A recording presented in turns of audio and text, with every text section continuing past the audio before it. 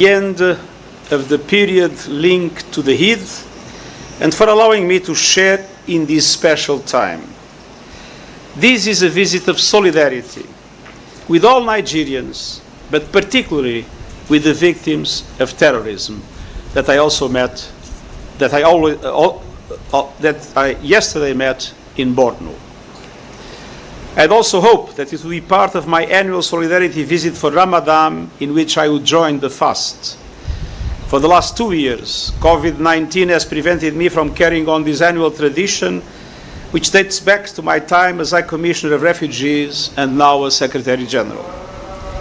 And this year, as you know, I was forced to postpone my trip to Nigeria to undertake an urgent mission to Ukraine and the Russian Federation to seek an end to the conflict and the immense suffering it has caused.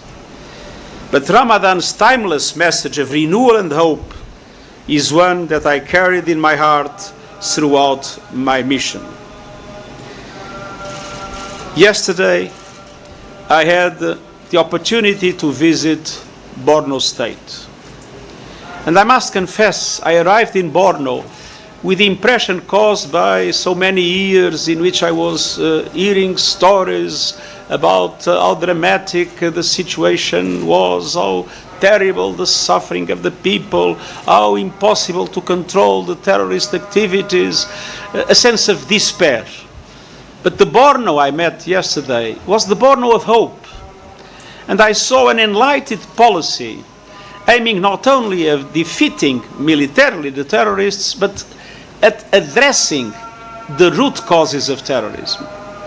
I saw the governor committed to reestablish the confidence between the people and the government, committed to provide the people in their different villages around the state the capacity to protect themselves, committed to create conditions for the return of the displaced, but also for the reintegration of those that have abandoned Boko Haram, that have finally discovered that terrorism is a crime against humanity and a crime against God's will, and that now needs support to reintegrate in the society. And that support I could witness in the visits I made. And that's why yesterday I appealed strongly to the international community to fully support what is being done in Borno State to make sure that the hope that I saw can be transformed into a reality of peace and prosperity for everybody. And I believe Nigeria and its people have a big role to play in shaping solutions to the global crisis engulfing our world. Nigeria is a pillar of continental and global cooperation and a steadfast part of the United Nations. From its vital support for peacekeeping, to its leadership in fighting for fairness for developing countries, to being the home country of my dear friend, United Nations Deputy Secretary General Amina Mohamed. Above all, Nigeria is a country where Africa's promise and potential can come to vivid life. I saw this firsthand in my meetings today with women and young people whose vision and commitment were deeply inspiring. I also met with religious and cultural leaders representing Nigeria's beating multi-ethnic heart and business leaders pushing Nigeria's economy forward. But I also went to see firsthand some of the enormous challenges facing this country. Violence continues to cast a shadow of death over so many Nigerians and has sparked a crisis of displacement across the country and the neighborhood. But yesterday, I came out of Borno with the sense that Nigeria is able to defeat this threat. We are very active in support of the humanitarian efforts of the Nigerian government. And that is why we have called for an additional $351 million as part of the overall $1.1 billion for the humanitarian response plan for Nigeria. But despite all they have seen and endured, the people I met remain hopeful and committed to returning to their communities and resuming their lives. To that end, I welcome the establishment of the Presidential Committee on the Repatriation, Return and Resettlement of Displaced Persons in the Northeast. This spirit of hope amidst hardship and solidarity in struggle was also at the center of my discussions with His Excellency the President today.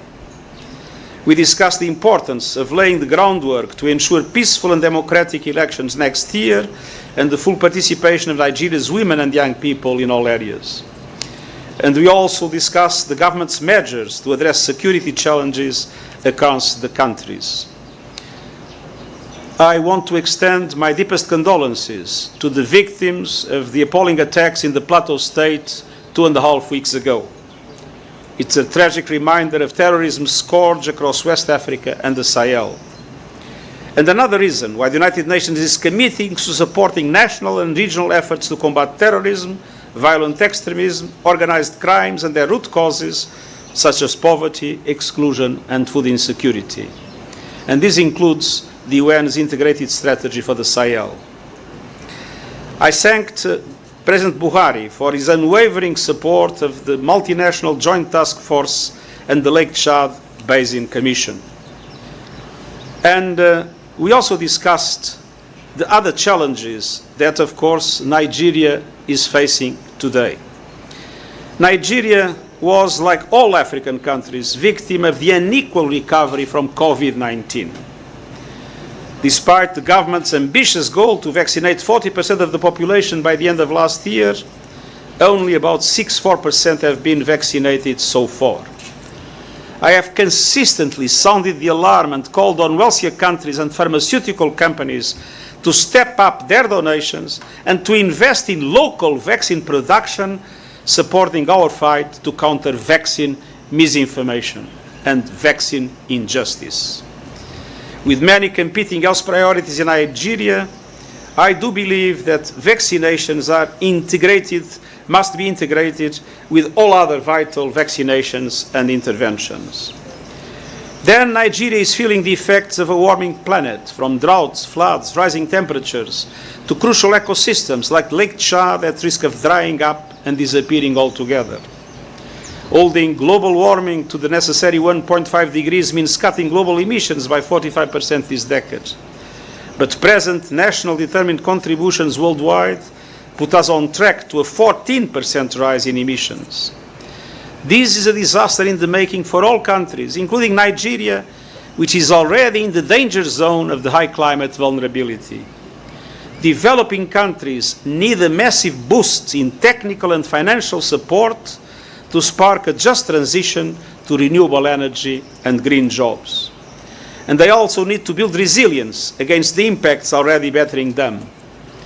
This includes scaled-up support for the massive Great Green Wall initiative to keep desertification in check and create decent jobs and thriving regional economic corridors that benefit all people.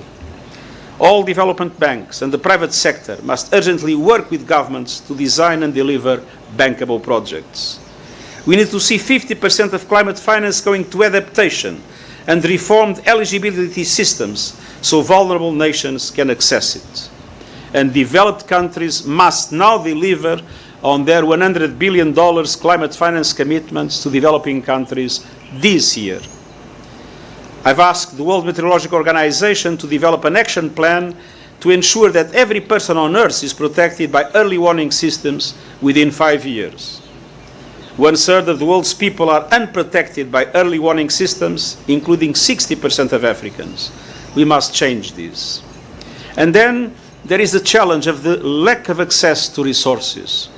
This prevents developing countries from investing in job creation, expanded social protection, food security, universal health care, quality education, and digital connectivity. I've been calling for an effective fight around the world against tax evasion, money laundering, and illicit financial flows that spread corruption and divert vital resources from the needy. The success of Nigeria's economic sustainability plan and its efforts to take advantage of the African continental free trade area while overcoming inflation and investing in the Sustainable Development Goals all depend on increased access to external resources and the effective mobilization of national ones. At the same time, Our analysis indicates that the war in Ukraine is only making things worse, setting in motion a three-dimensional crisis that is devastating global food, energy, and financial systems for the developing countries.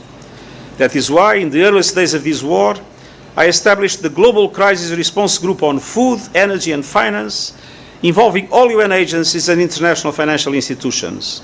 The steering committee is chaired by the Deputy Secretary General, that you know very well, Amina Mohamed.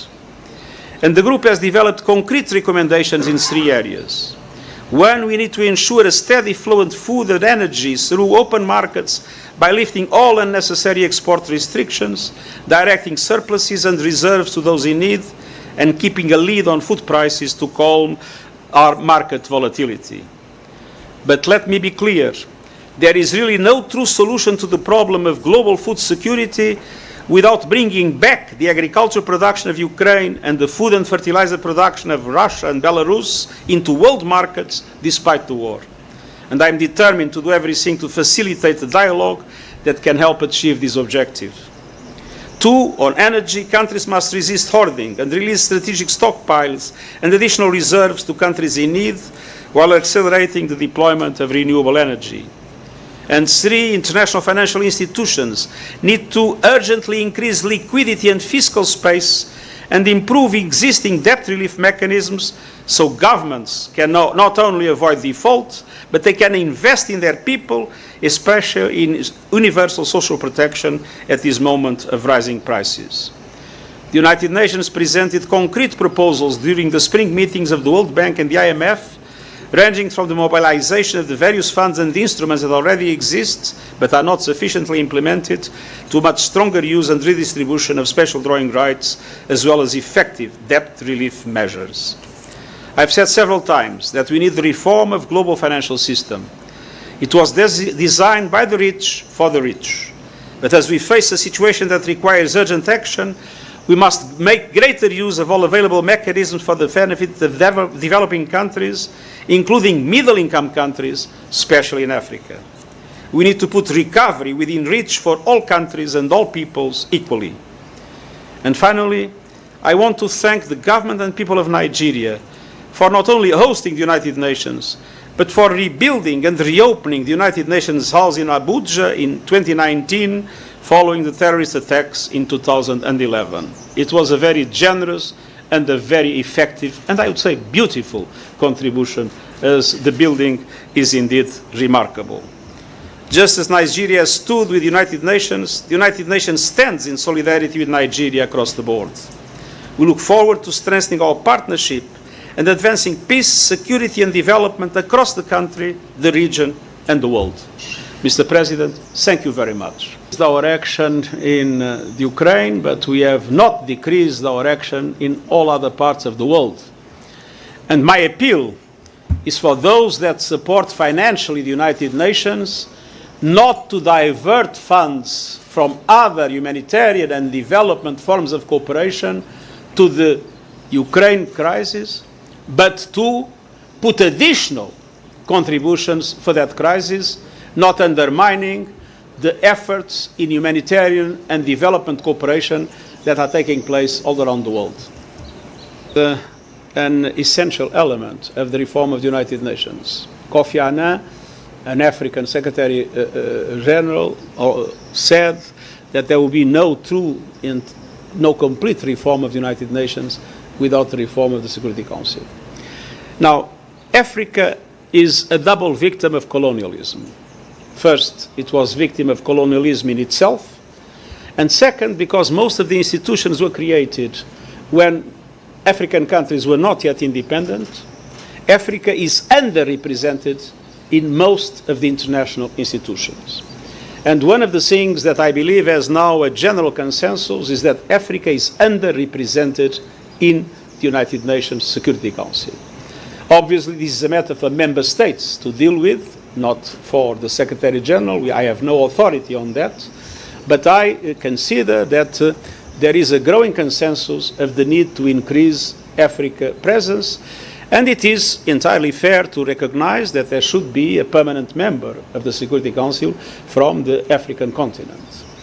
Don't ask me now to discuss who should be, because the African Union has been very clear to say we want a seat, but has not said anything about who should occupy. Of course, Nigeria is the country with the largest population, the largest economy, so your position is, of course, entirely understandable, but don't ask the Secretary General to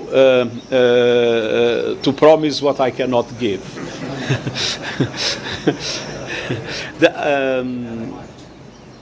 The other question about... no, it is simple. I saw it in Borno. If you fight terrorism just militarily, the terrorists will strike back. But if you fight terrorism militarily and address the root causes of terrorism, terrorism will no longer have a chance to persist. I think that it was Mao Zedong that said that his insurrection should move like fish in water. I mean, so if the communities are able to defend themselves, and if they trust the regional government institutions, and if there are programs to guarantee a full reintegration of ex-terrorists and to guarantee that victims have a future, then I think we can defeat terrorism.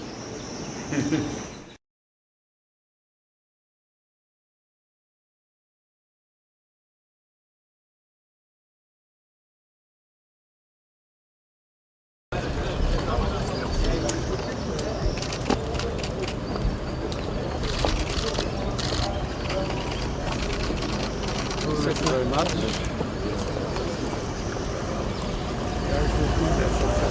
Thank you very much for all the best. Thank you very much for putting us on the map of the world again. Thank you very much. Thank you very much.